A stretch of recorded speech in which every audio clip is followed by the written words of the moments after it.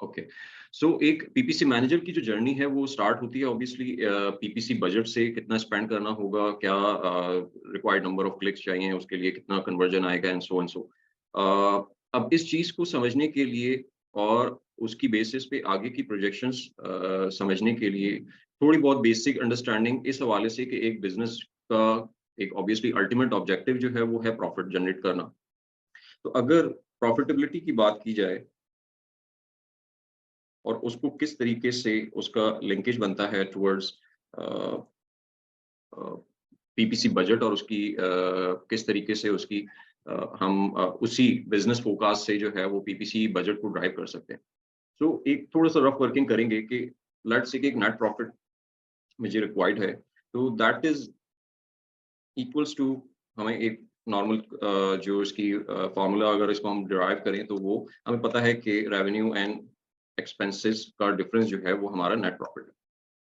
Secondly, अगर हम revenue और नेट प्रॉफिट को यानी एक्सपेंसेस को ब्रेक डाउन करें, तो यहाँ पर हमें पता है कि नंबर ऑफ ऑर्डर्स, जिसको मैं सेल्स कह रहा हूँ, मल्टीप्लाई बाय सेल प्राइस, इसकी बेसिस पे हम रेवेन्यू कैलकुलेट कर सकते हैं। एक्सपेंसेस की बात कर लेते हैं तो हमारे पास लैंडिंग कॉस्ट है, प्लस एडिशनल इसमें एफबीएफ फीस आप इंक्लूड एडिशनल अमेज़न पर्सपेक्टिव से। देन हमारे कुछ 3PL वेयर हाउसिंग चार्जेस इसमें कुछ आ सकते हैं, स्टोरेज चार्जेस आ सकते हैं,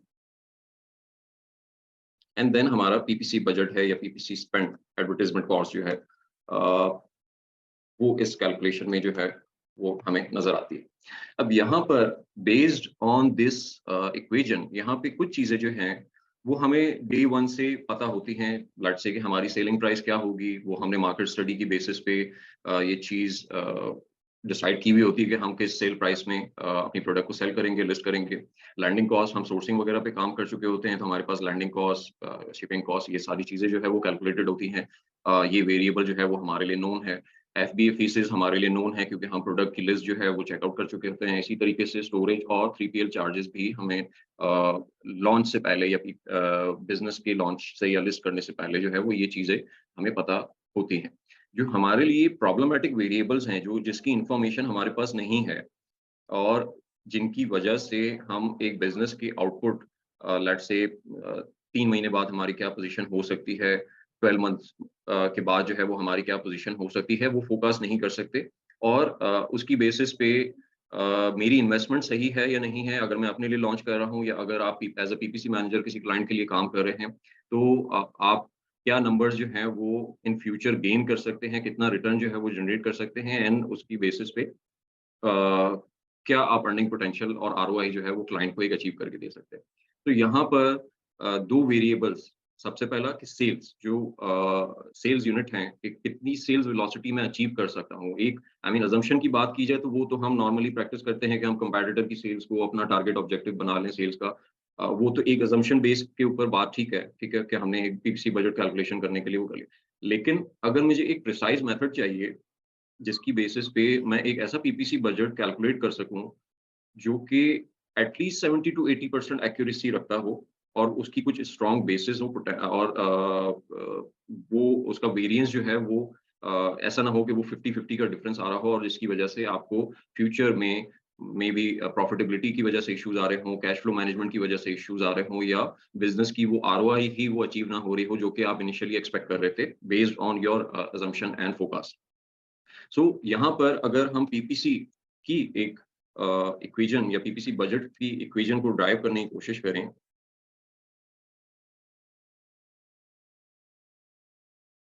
सो दैट इज एक सिंपल इक्वेशन जो बनेगी इसकी, वो ये है कि अगर मुझे क्लिक्स और number of clicks multiply by cost per click, ठीक है, इसमें कॉस्ट पर क्लिक कर लेते हैं। अगर ये मुझे वेरिएबल्स पता हो तो मैं अपना पीपीसी बजट जो है वो कैलकुलेट कर सकता हूँ, ठीक है।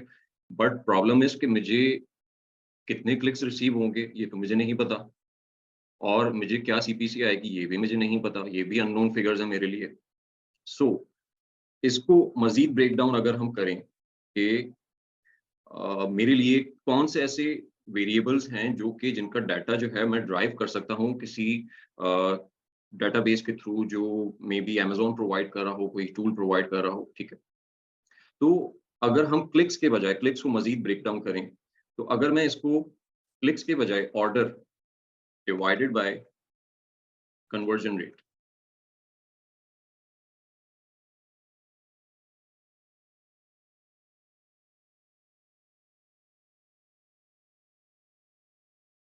इनटू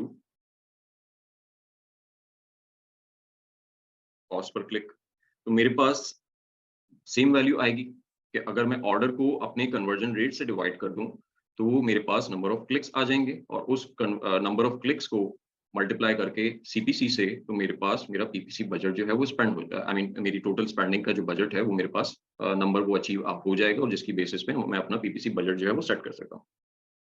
अब यहाँ पर एक प्रॉब्लम ये है कि ये ऑर्डर तो मल्टीपल कीवर्ड से आ रहे होंगे, किसी एक स्पेसिफिक कीवर्ड से तो नहीं आ रहे होंगे।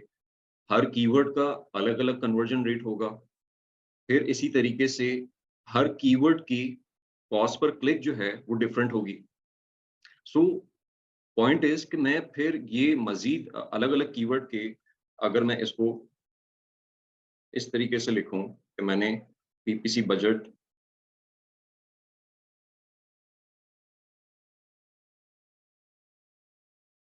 कीवर्ड 1,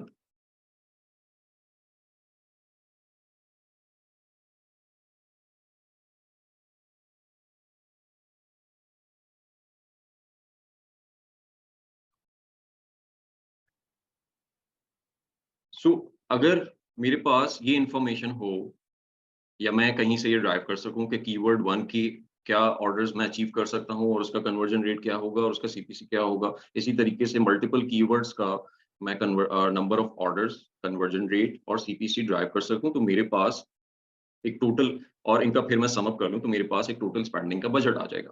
अच्छा, अब ये नंबर्स जो हैं वो कहाँ से ड्राइव कर सकते हैं, और इस इक्वेशन को हम किस तरीके से सॉल्व कर सकते हैं, उसके लिए यानी यहाँ पे हमें 3 वेरिएबल्स चाहिए, जो कि एक नंबर ऑफ ऑर्डर्स है, दूसरा कन्वर्जन रेट है, और तीसरा सीपीसी है।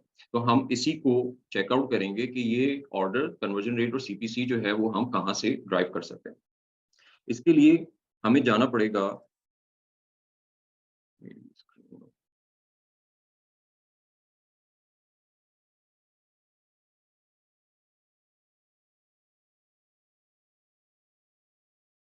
प्रोडक्ट अपॉर्चुनिटी एक्सप्लोरर पे।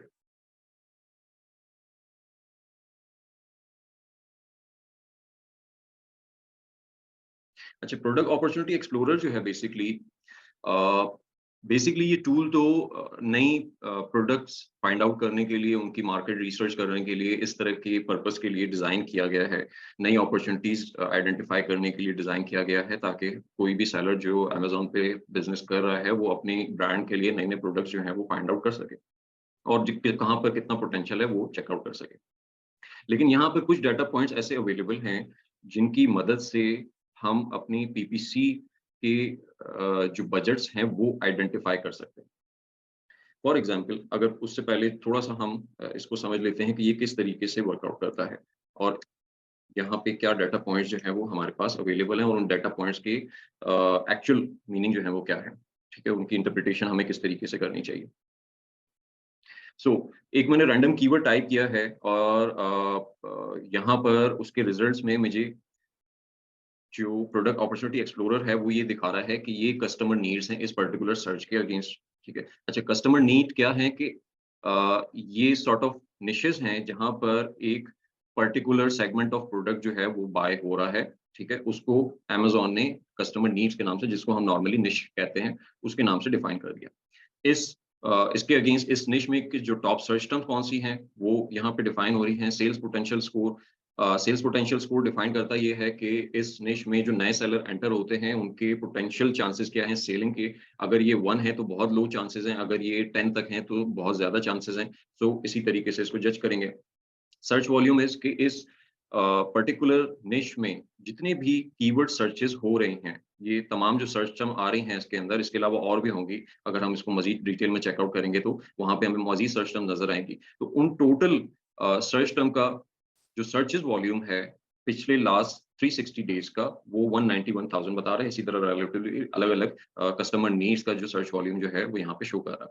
पास्ट ट्रेंडर्स ने कुछ बताया हुआ है, sales volume growth last compare to last 360 days क्या था और 90 डेज सर्च वॉल्यूम क्या है और उसमें क्या ग्रोथ ट्रेंड रहा है, कम हुआ है। तो यहाँ पे हमें नजर आ रहा है कि कंपेयर टू लास्ट ईयर 22-23% के अराउंड जो है वो सर्च वॉल्यूम में ग्रोथ आई है। लेकिन अगर 90 डेज के सर्च वॉल्यूम चेकआउट करें तो उसमें 14% जो है वो डिक्लाइन आया है रिसेंट क्वार्टर में। एवरेज यूनिट सोल्ड, तो ये पर प्रोडक्ट इस पर्टिकुलर कैटेगरी में, इस पर्टिकुलर कस्टमर नीड में जो प्रोडक्ट लिस्टेड हैं, तो वो एवरेज 360 डेज में कितने यूनिट सेल कर लेते हैं, तो वो एवरेज यूनिट सोल्ड वो यहाँ पर डिफाइन कर रहा है। इसके बाद हमारे पास है number of top click products. Top click products में जो ये नंबर शो कर रहा है, लेट्स से यहाँ पे 26 प्रोडक्ट्स आ रही हैं, तो यहाँ पर ये डिफाइन कर रहा है कि वो 20 ये जो 26 नंबर है, ये वो 26 प्रोडक्ट हैं जो इस कस्टमर नीड का ऑलमोस्ट 80% क्लिक शेयर जो है वो इन 26 प्रोडक्ट्स के पास जाता है। इसी तरीके से इसमें 43 प्रोडक्ट्स हैं जिसके पास 83% क्लिक शेयर है, इसमें 64 है, इसमें 251 है, ठीक है। लेकिन 80% तक जो है वो प्रोडक्ट्स यानी 80% क्लिक शेयर जो है वो इतने नंबर ऑफ प्रोडक्ट्स के पास है। ये 100% क्यों नहीं है? 100% की रीजन ना होने की वजह से ये है, मे बी ये हो सकती है कि वो फिर क्योंकि जो प्रोडक्ट्स एक-एक क्लिक या 10-10 क्लिक्स भी ले रही हैं, तो वो ऑब्वियसली वो 20% मज़ीद ऐड करने के लिए उसमें वो नंबर ऑफ प्रोडक्ट जो है वो बहुत ज़्यादा हो जाएँगे। एवरेज प्राइस यहाँ पे बता रहे हैं और प्राइस रेंज हमें दे रहे हैं। लेकिन यहाँ पर हमारे लिए जो रेलेवेंट डाटा है वो इस पर्टिकुलर कस्टमर नीड के अंदर हमें जो है वो नज़र आएगा। हम प्लास्टिक नाइफ्स की डिटेल सर्च पेज पे गए हैं। अच्छा, यहाँ पर हमारे पास मज़ीद कुछ डिटेल्ड व्यू नज़र आ रहा है। जो हमने पीछे भी देखा था वो ये डैशबोर्ड यहाँ पे वैल्यूज़ वही शो कर रहा है, लेकिन यहाँ कुछ नई इन्फॉर्मेशन हमारे पास अवेलेबल है। सो प्रोडक्ट सेक्शन है हमारे पास सबसे पहले, जिसमें वो 26 प्रोडक्ट जो वहाँ पे मेंशन थी कि जो 80% क्लिक ले रहे हैं, वो 26 प्रोडक्ट ये हैं। ये आप अगर काउंट भी करोगे तो आपको यहाँ पे 26 प्रोडक्ट नज़र आएँगी। एक पेज पे 25 प्रोडक्ट हैं और ये 25 ये हो गई, सेकंड पेज पे एक प्रोडक्ट आ रही है, तो ये हमें नज़र आ रहा है कि ये टोटल 26 प्रोडक्ट जो हैं वो इसने मेंशन की हुई हैं जो 80 से 80% जो है क्लिक जिनके पास जा रहे हैं। फिर यहाँ पर इस हर प्रोडक्ट के अगेंस्ट जो टोटल सर्च वॉल्यूम है या टोटल क्लिक काउंट है इस पर्टिकुलर कस्टमर नीड का, उसमें से ये प्रोडक्ट कितने क्लिक्स ले रही है, इसके पास कितना क्लिक वॉल्यूम है, क्लिक शेयर है, ठीक है। क्लिक शेयर लास्ट 360 डेज का, लास्ट ईयर का वो कितना है, वो यहाँ पे शो हो रहा है कि इसके पास 26% है, इसके पास 15% है। इनकी एवरेज सेलिंग प्राइस क्या रही है, टोटल रेटिंग्स क्या है, बीएसआर क्या है, ठीक है। ये चीज़ें यहाँ पे इन्फॉर्मेशन अवेलेबल है। लेकिन हमारे पास जो डाटा यहाँ पर अवेलेबल है, ये एक ऐसा डाटा है जिसकी बेसिस पे में भी हम अपनी जो ऑर्डर वेलोसिटी है या नंबर ऑफ ऑर्डर्स रिक्वायर्ड हैं, वो ड्राइव कर सकते हैं, जो कि हमें पीपीसी बजट की कैलकुलेशन के लिए चाहिए। यहाँ पर क्या डाटा अवेलेबल है कि यहाँ जो अगर हम प्रोडक्ट सेक्शन में देखें, तो प्रोडक्ट सेक्शन में हमें टोटैलिटी में बता रहा है कि क्लिक काउंट इस पर्टिकुलर एसिन को कितने क्लिक्स आ रहे हैं, ठीक है? यहाँ पर ये नहीं हमें पता कि इस 49,000 में इसको इस पर्टिकुलर प्रोडक्ट को कितनी सर्च टर्म्स पे या किस-किस सर्च टर्म्स पे क्या-क्या क्लिक रेट रिसीव हुआ है या कितने नंबर ऑफ क्लिक्स रिसीव हुए हैं। इसी तरीके से जब हम सर्च टर्म सेक्शन में जाते हैं, तो हमें नहीं पता कि इस सर्च वॉल्यूम के अगेंस्ट प्लास्टिक नाइफ की सर्च टर्म है इस पूरी निश में अंदर और उस प्लास्टिक नाइफ का सर्च वॉल्यूम लास्ट 360 डेज का 102 के जो है यानी 1,02,000 सर्चेस हुई हैं लास्ट 360 डेज में। तो इनके अगेंस्ट कौन-कौन सी प्रोडक्ट्स जो हैं वो कन्वर्ट हुई हैं और कितनी कन्वर्ट हुई हैं। बट हमारे पास एक इन्फॉर्मेशन ये है कि टॉप 3 प्रोडक्ट जो हैं वो इसने यहाँ पे डिफाइन कर दिए हैं, ठीक है। लेकिन इस सर्चेस के अगेंस्ट जो क्लिक शेयर आया है वो 56.6% है।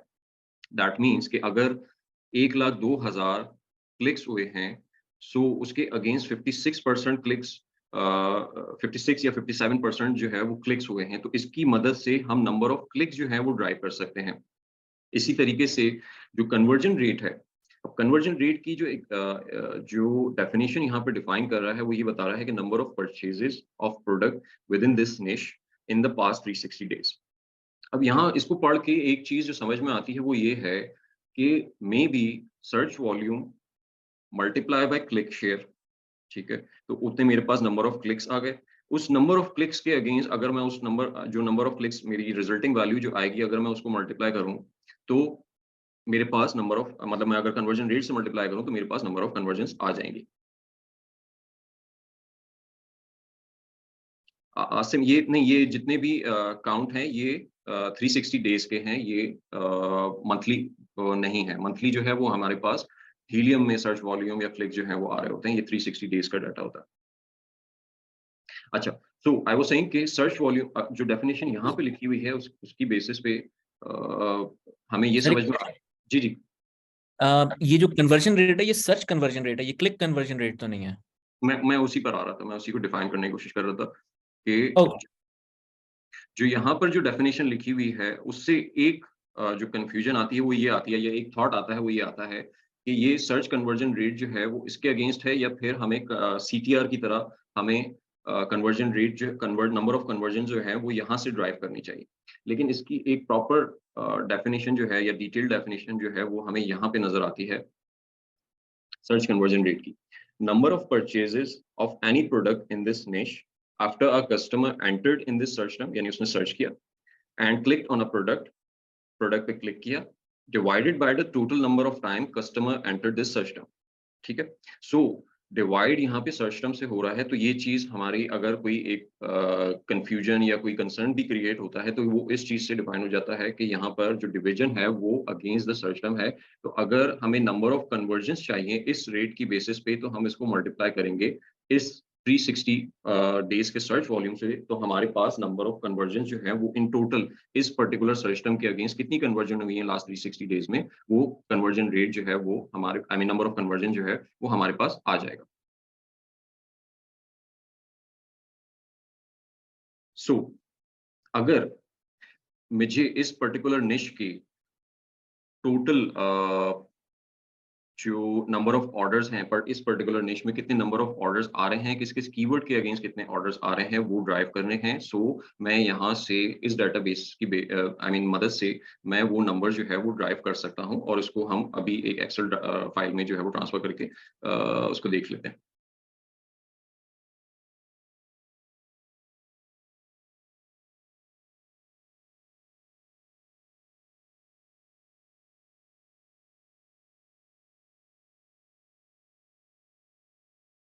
ओके, सो मैं इस डाटाबेस को कॉपी करूंगा।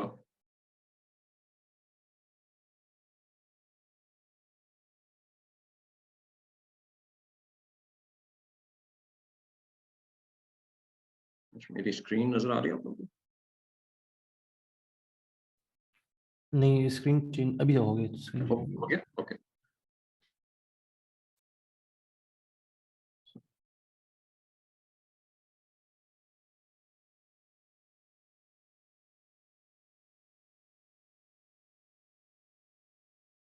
ऑलराइट,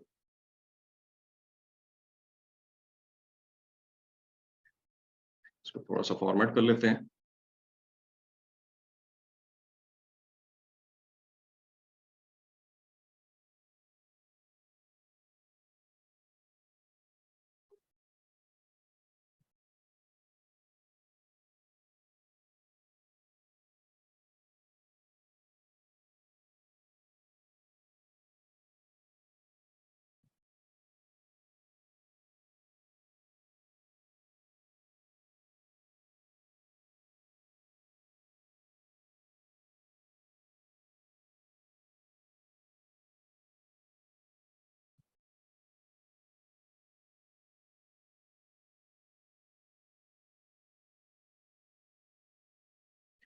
ओके, सो मेरे पास अब ये डाटाबेस जो है वो एक सॉर्टेड फॉर्म में आ गया है। तो मेरे पास एक शीट बनी हुई है जिसको मैंने आई मीन इस नंबर ऑफ डेज को कैलकुलेट करने के लिए इस शीट को बनाया है। सो इसको इस डाटाबेस को हम यहाँ पे कॉपी कर लेते हैं।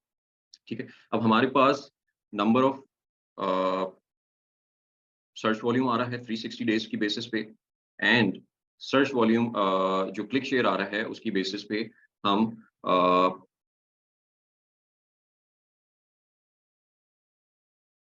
क्लिक शेयर आ रहा है उसकी बेसिस पे हम नंबर ऑफ क्लिक्स निकाल सकते हैं। ओके, सॉरी,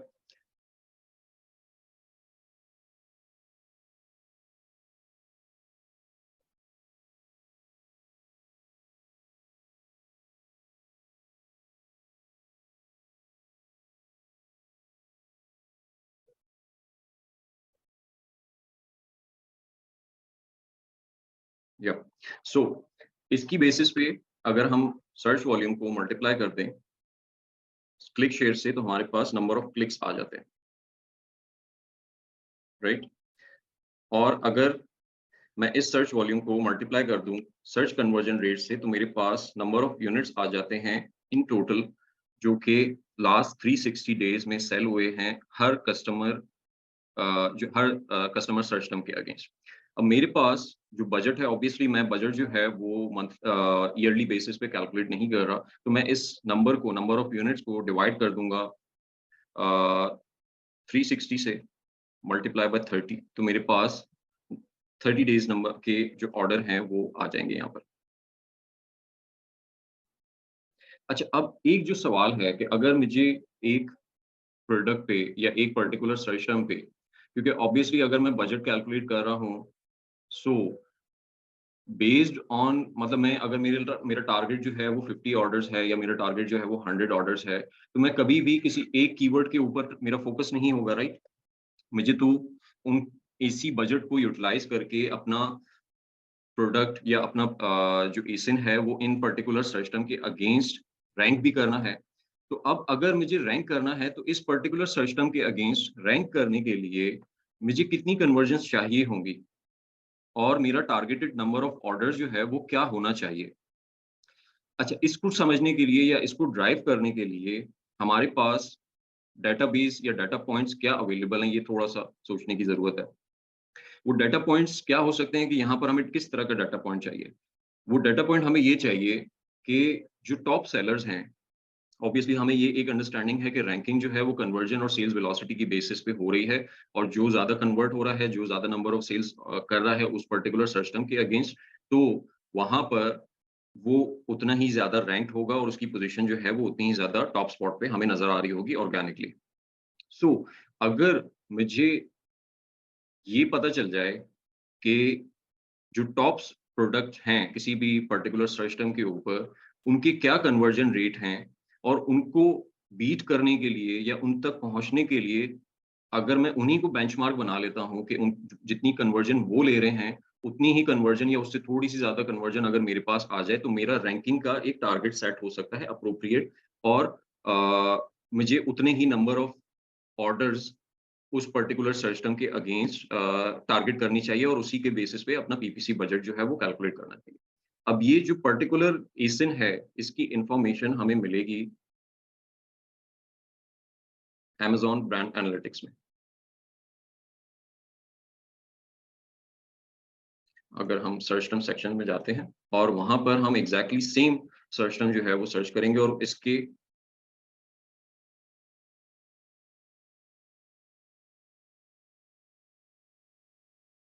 मंथली डाटा हम ले लेते हैं।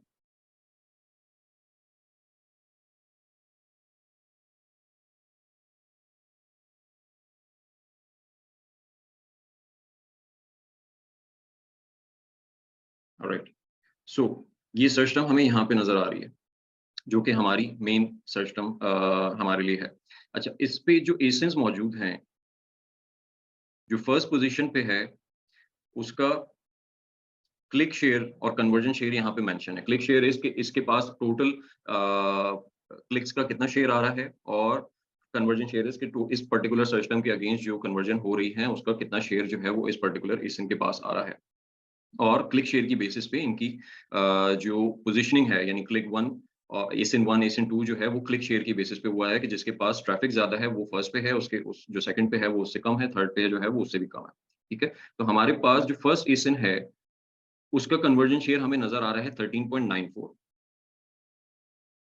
जो सबसे ज़्यादा कन्वर्जन्स ले रहा है। सेकंड नंबर पे हमारे पास जो कन्वर्जन शेयर आ रहा है, वो आ रहा है 6.9 इस पर्टिकुलर एसिन का।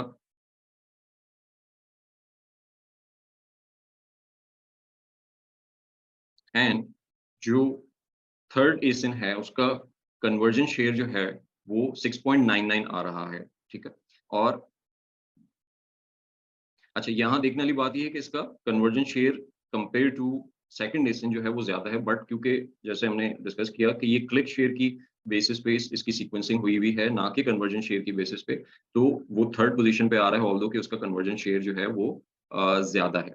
अब यहाँ पर एक थ्योरेटिकल या अजम्पशन या हम एक चीज कंसिडर या अज्यूम ये कर सकते हैं, वो ये है कि अगर सेकंड और थर्ड की जितनी कन्वर्जन है, अगर मैं इतनी कन्वर्जन टारगेट कर लूं या इनसे थोड़ी सी ज्यादा कन्वर्जन जो है वो मैं टारगेट कर लूं, तो मेरे पास इस पर्टिकुलर सर्च टर्म पे रैंक करने जितने ऑर्डर्स जो हैं वो उसका नंबर आ जाएगा। और अगर मैं वो नंबर अचीव कर लेता हूँ डेली बेसिस पे, तो मेरी प्रोडक्ट जो है वो यहाँ पर रैंक हो सकती है। सो अगर जी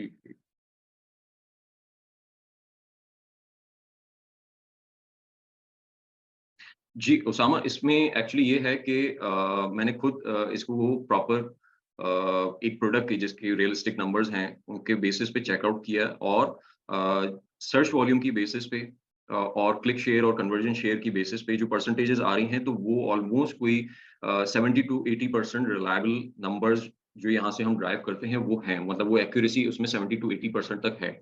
इसी तरीके से जो यहाँ पे एक और चीज़ चेकआउट की जा सकती है, क्योंकि ये सर्च वॉल्यूम का डाटा अमेज़न दे रहा है और कॉन्ट्राडिक्टरी हमारे पास अगर सर्च वॉल्यूम का डाटा कहीं और पे मौजूद है, जिस पे हम रिलाय करते हैं नॉर्मली, वो हीलियम का डाटा है। लेकिन फ़र्क दोनों में ये है कि अमेज़न जो है वो 360 डेज़ का डाटा बता रहा है कि 360 डेज़ में कितनी सर्चेज़ हो रही हैं, और हीलियम जो है वो 30 डेज़ का डाटा डिफाइन कर रहा है। बट अगर आप हीलियम के सर्च वॉल्यूम को मल्टीप्लाई करते हो यानी 12 मंथ से, या उसे 30 से डिवाइड करके 360 से मल्टीप्लाई करते हो, तो आप एक नियरेस्ट नंबर पे पहुंचोगे which is compare to the Amazon search volume, जो कि प्रोडक्ट अपॉर्चुनिटी एक्सप्लोरर में डिफाइन कर रहा है। तो वो यानी इसमें एक्यूरेसी जो है और रिलायबिलिटी जो है वो 70 टू 80% तक है, कि यहाँ पर हम इसके जो अपने एस्टिमेट हैं वो 70 टू 80% तक क्लोजिंग यानी उससे रेलेवेंट जो है वो अचीव कर सकते हैं।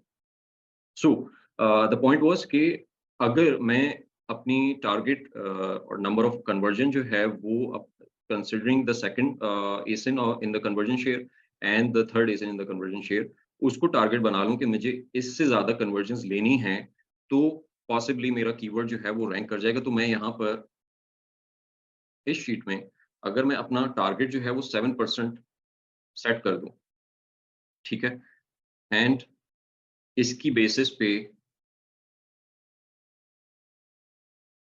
अपने टारगेट मंथली ऑर्डर्स जो हैं वो ड्राइव कर लूं, कि मुझे इस पर्टिकुलर सर्च टर्म पे, जो फर्स्ट सर्च टर्म है प्लास्टिक नाइफ की, यहाँ पर 167 ऑर्डर्स चाहिए रैंक करने के लिए, या 167 ऑर्डर्स जो है वो 30 डेज के लिए चाहिए। लेकिन क्योंकि रैंकिंग जब हम कर रहे होते हैं, तो ऑब्वियसली हमारे लिए तो डेली बेसिस पे ऑर्डर लेके आना, और ऑब्वियसली हमने डेली एक वेलोसिटी बिल्ड करनी होती है कि वो इतने नंबर ऑफ ऑर्डर्स आते रहेंगे। उसकी वजह से हमारी प्रोडक्ट जो है वो कंसिस्टेंट बेसिस पे अगर वो ऑर्डर्स लाती रहेगी, तो with in few weeks, 10 days, 15 days या 20 डेज में हमारा प्रोडक्ट जो है वो रैंक हो जाएगा। सो इसको हम कन्वर्ट कर लेते हैं 1 डे के ऊपर, कि हमें डेली बेसिस पे यानी डेली का बजट जो है वो हम काउंट फॉर कर लेते हैं। तो मुझे इस पर्टिकुलर प्रोडक्ट के लिए या इस पर्टिकुलर सर्च टर्म के लिए मुझे 6 ऑर्डर्स चाहिए, अगर मुझे यहाँ पर रैंक करना है। और ये 6 ऑर्डर जो है वो मैं डेली बेसिस पे इस पे इतना स्पेंड करता रहूंगा कि मुझे इतने नंबर ऑफ ऑर्डर जो है वो अचीव हो जाए। ठीक है। अच्छा, अब नंबर ऑफ ऑर्डर्स तो निकाल लिए हैं, ठीक है। अब इसी तरीके से अगर मैं मल्टीपल कीवर्ड्स को यहाँ पे टारगेट करता रहूं, तो मेरे पास, अगर मैं लेट्स से मैं एक और सर्च टर्म को यहाँ पे सर्च कर लेते हैं और उसका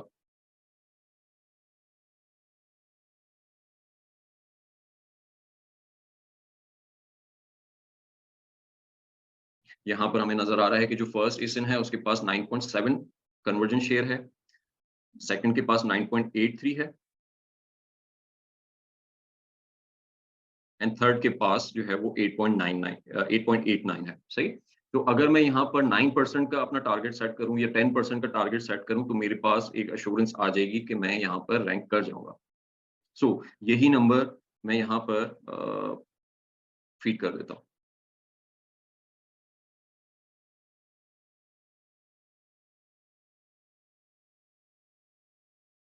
जी मैं जी आसिम, यहाँ पर जो ये नंबर ऑफ ऑर्डर्स हम निकाल रहे हैं, तो यहाँ पर हम एक अजम्पशन ये ले रहे हैं कि अगर मुझे तो ये सेल्स वेलोसिटी चाहिए, यानी अगर 6 ऑर्डर्स चाहिए मुझे रैंक करने के लिए, तो मुझे ये सेल्स 6 ऑर्डर चाहिए to rank on that particular search term, और उसी पर्टिकुलर सर्च टर्म से ये 6 ऑर्डर आने चाहिए। सो अगर ये न्यू लॉन्च है तो ऑब्वियसली वहां पर मेरी ऑर्गेनिक विजिबिलिटी तो होगी नहीं, तो मुझे ये सारे के सारे ऑर्डर जो हैं वो यानी पीपीसी के थ्रू ही लाने पड़ेंगे। लेकिन अगर मेरी जो वेलोसिटी है, यानी मैं एक ओल्ड लिस्टिंग के ऊपर काम कर रहा हूँ जो कि रनिंग है, उसकी डिस्कवरेबिलिटी भी है और इस पर्टिकुलर सर्च टर्म के ऊपर भी डिस्कवरेबिलिटी है, तो मैं अपना नंबर जो है वो कम कर सकता हूँ, लेट्स से 50% कर सकता हूँ या उससे कम कर सकता हूँ, बेस्ड ऑन क्योंकि हो सकता है कि वो पहले ही ऑर्डर यानी जब आप उस पे प्रोजेक्ट पे काम स्टार्ट करें तो वो ऑलरेडी फर्स्ट पेज पे मौजूद हो लेकिन टॉप पोजीशंस पे मौजूद ना हो, तो आपको उसको पुश करने के लिए पीपीसी के थ्रू उसको एक बूस्टर देना पड़े कि इतने अगर 6 ऑर्डर्स मुझे इन टोटल चाहिए तो मैं 3 ऑर्डर्स पीपीसी से टारगेट करूं और इस पर्टिकुलर कीवर्ड के ऊपर इतना बजट स्पेंड करूं कि मुझे 3 ऑर्डर्स जो है वो अचीव हो जाए।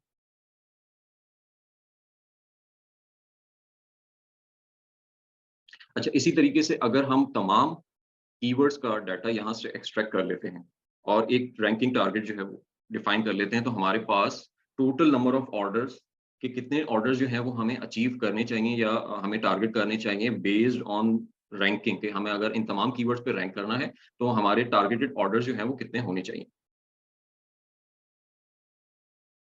या एग्जैक्टली अगर अगर हम ये हम टारगेट सेट कर रहे हैं कि अगर हमें इन टोटल जो नंबर चाहिए और अगर वो फर्स्ट पेज पे ऑलरेडी है तो ऑब्वियसली फिर हम वहां पे थोड़ा सा जो नंबर ऑफ ऑर्डर्स को कंपनसेट कर देंगे और कॉम्प्रोमाइज कर लेंगे कि हमें सिर्फ हल्का सा पुश देना है इसको रैंक करने के लिए, तो हम 50-40% ऑर्डर जो है वो वहां पे टारगेट कर सकते हैं, जिसकी और उसको फिर चेंज भी कर सकते हैं, अपने टारगेट को ऑल्टर कर सकते हैं। अगर हम 2-3 दिन तक 3 ऑर्डर्स 50% ऑर्डर जो है वो टारगेट कर रहे हैं और उसके बाद भी हमें रिजल्ट नजर नहीं आ रहा, तो हम या तो एग्रेसिव जा सकते हैं और अगर हमें 2-3 दिन में ही रैंकिंग जो है हमारी इंप्रूव होती नजर आ रही है तो हम उसको थोड़ा सा स्लो डाउन भी कर सकते हैं डिपेंडिंग ऑन द सिचुएशन।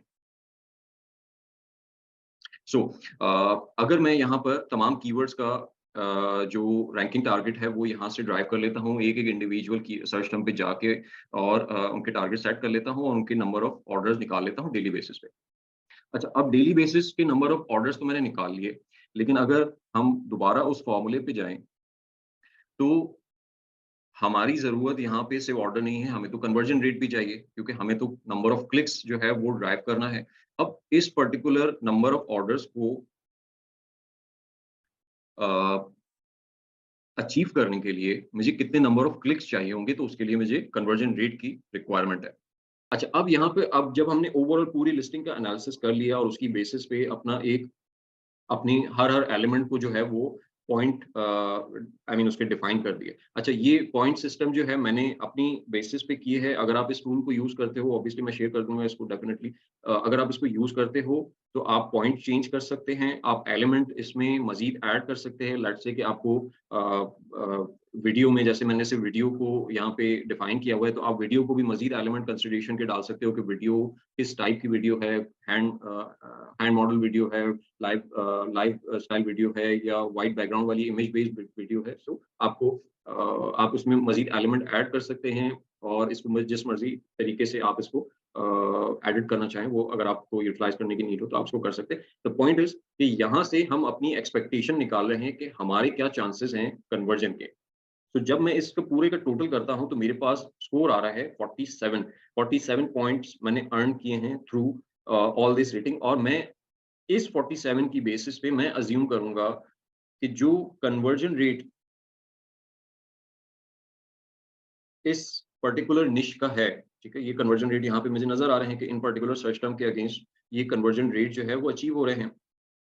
अब मैं इस कन्वर्जन रेट के अगेंस्ट अपनी जो कन्वर्जन एक्सपेक्ट करूंगा दैट विल बी 47%,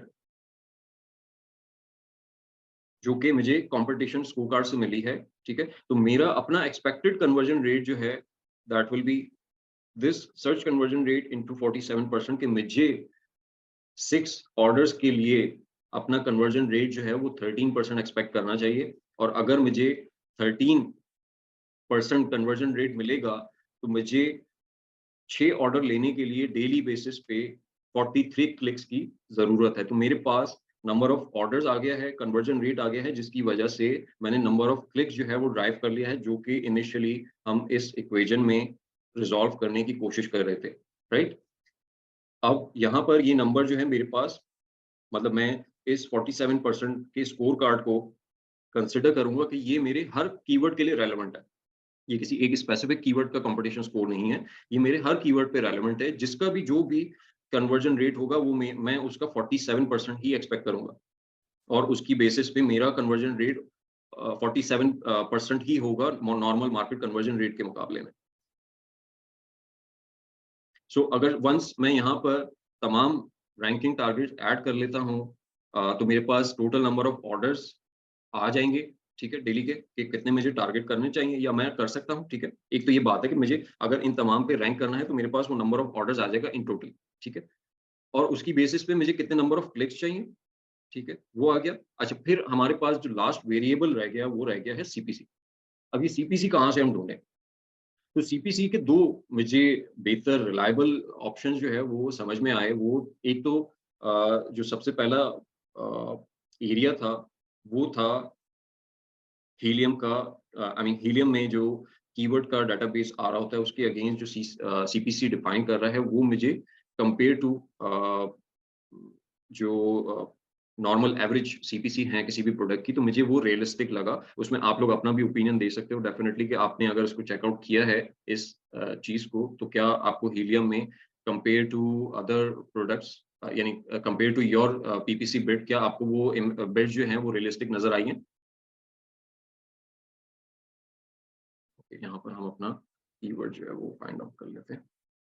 अब लेट्स से यहाँ पर प्लास्टिक नाइफ्स की जो हीलियम है वो बिड बता रहा है on an average most bids are win, okay ठीक है, वी सजेस्टेड बिड ये 98 सेंट्स की बता रहा है, मिनिमम बिड 76 सेंट्स है और मैक्सिमम जो है 1.47 है।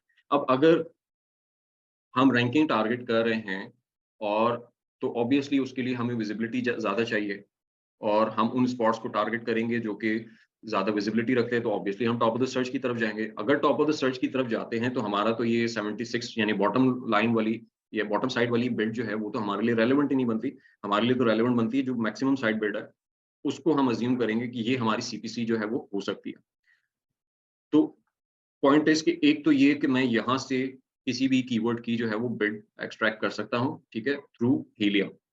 अच्छा, दूसरा मेरे पास अगर मेरे पास हीलियम का प्लान नहीं है मेरे पास मौजूद, तो मेरे पास जो ऑप्शन अवेलेबल है वो ये है कि मैं किसी भी, अगर मेरे पास कैंपेन मैनेजर का एक्सेस है तो मैं किसी भी एड ग्रुप में या अपनी कैंपेन में जाके उस पर्टिकुलर कीवर्ड को या जितने भी कीवर्ड जो हैं वो मैंने टारगेट किए हुए हैं, ठीक है, उनको उस पर्टिकुलर कैंपेन में जाके चेक करूं और उसकी बिड वहां से पता कर लूं। लेट्स से अगर हम यहाँ पे चेकआउट करते हैं कि यहाँ पे अगर हम ऐड करते हैं तो यहाँ पे क्या बिड नजर आती है हमें,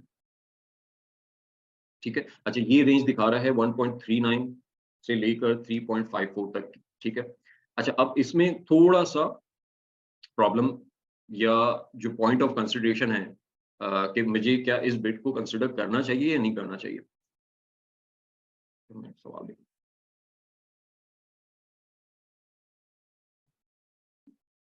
ओके।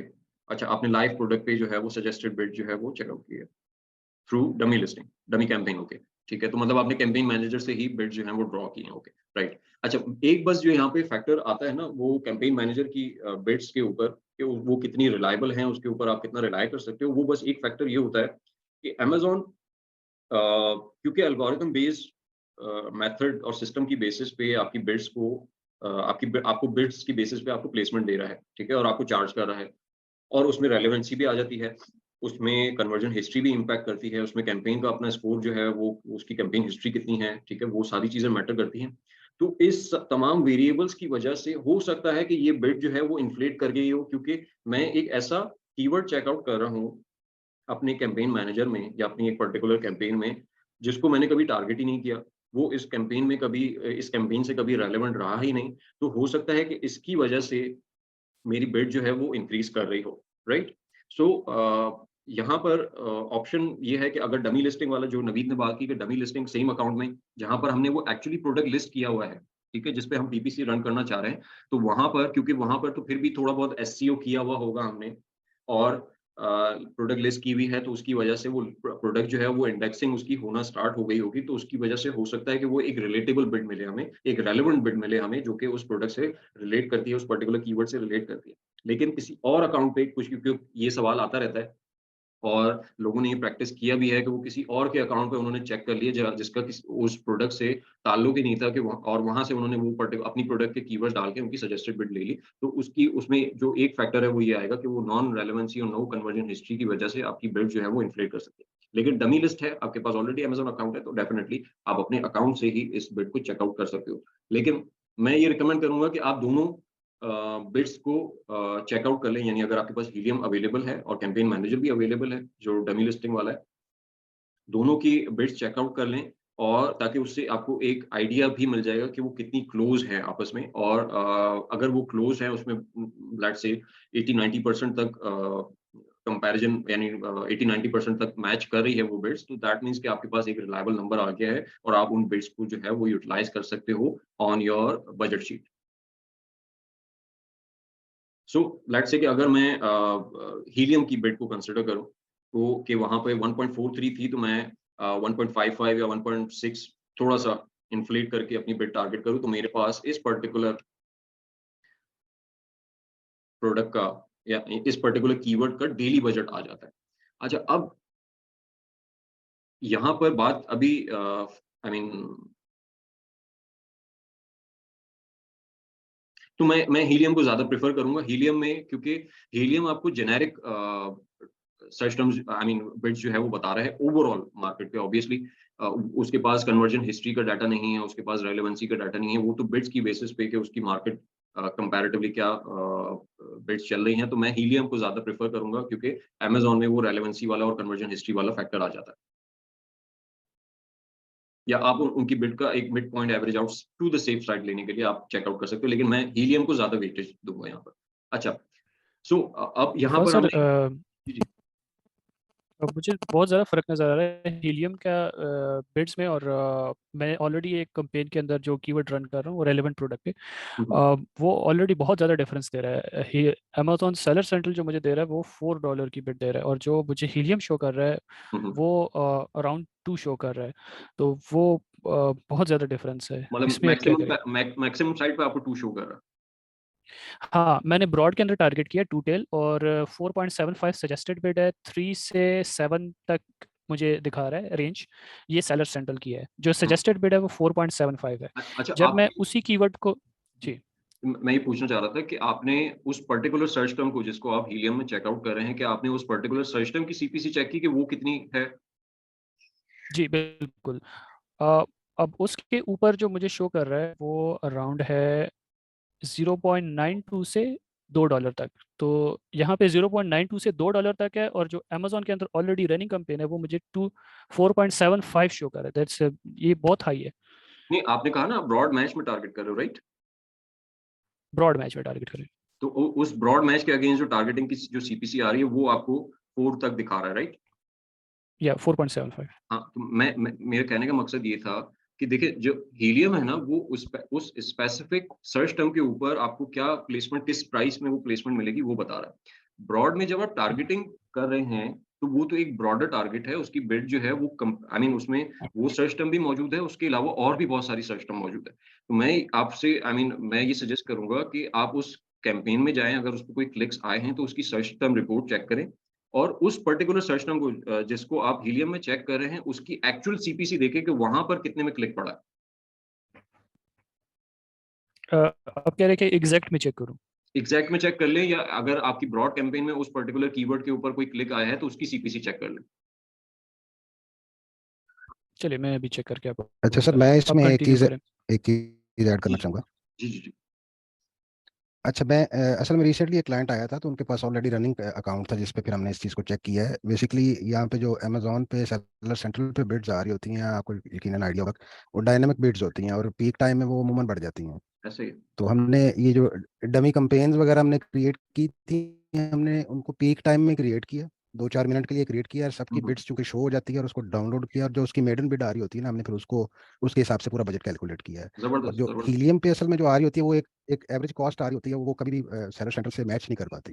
तो हाँ, इस तरह उसका से हमने इसको किया था।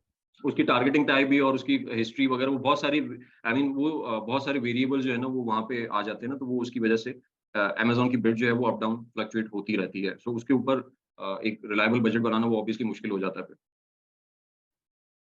जी जी। सो अगर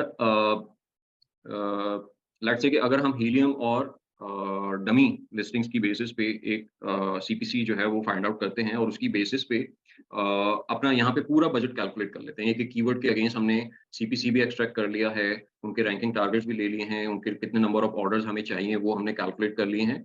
अब यहाँ पर हमारे पास एक टोटल बजट आ जाएगा उसकी बेसिस पे कि, और ये टोटल बजट जो है वो डेली बजट होगा ऑब्वियसली। यहाँ पर जो मसला अब आएगा वो ये आएगा कि क्या वो बजट जो है वो मैं स्पेंड कर सकता हूँ दैट, क्योंकि यहाँ पर जो हमें एक कीवर्ड का बजट नजर आ रहा है $66 का हमें एक कीवर्ड के ऊपर स्पेंड करना पड़ रहा है, ठीक है। तो अब डिपेंडिंग ऑन द क्लाइंट, ठीक है, तो यहाँ पर बहुत सारे हो सकता है पीपीसी मैनेजर को एक चैलेंज ये आ जाए कि आपका क्लाइंट जो है वो आपको इतना बजट अलाउ ही नहीं कर रहा कि आप डेली बेसिस पे $100 से अबव जा सको या $200 से अबव जा सको, या इवन समटाइम तो बहुत से क्लाइंट ऐसे भी होते हैं $50 से भी ऊपर जाने नहीं देते। तो वहां पर हमारी कोशिश ये होगी कि हम अपने कीवर्ड रैंकिंग टारगेट्स जो हैं उनको प्रायोरिटाइज करें। वो प्रायोरिटाइज कैसे करेंगे?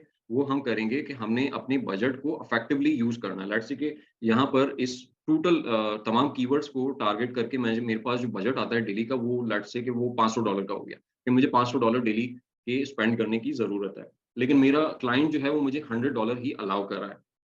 तो मैं क्या करूंगा कि अब मुझे वो $100 मेरे पास अवेलेबल है और मैं उस $100 की बेसिस पे यहाँ पर अपने कीवर्ड्स जो है वो सेलेक्ट करूंगा कि मुझे कौन से ऐसे कीवर्ड्स हैं जो कि मुझे इन $100 के अगेंस्ट जो है वो टारगेट करने चाहिए।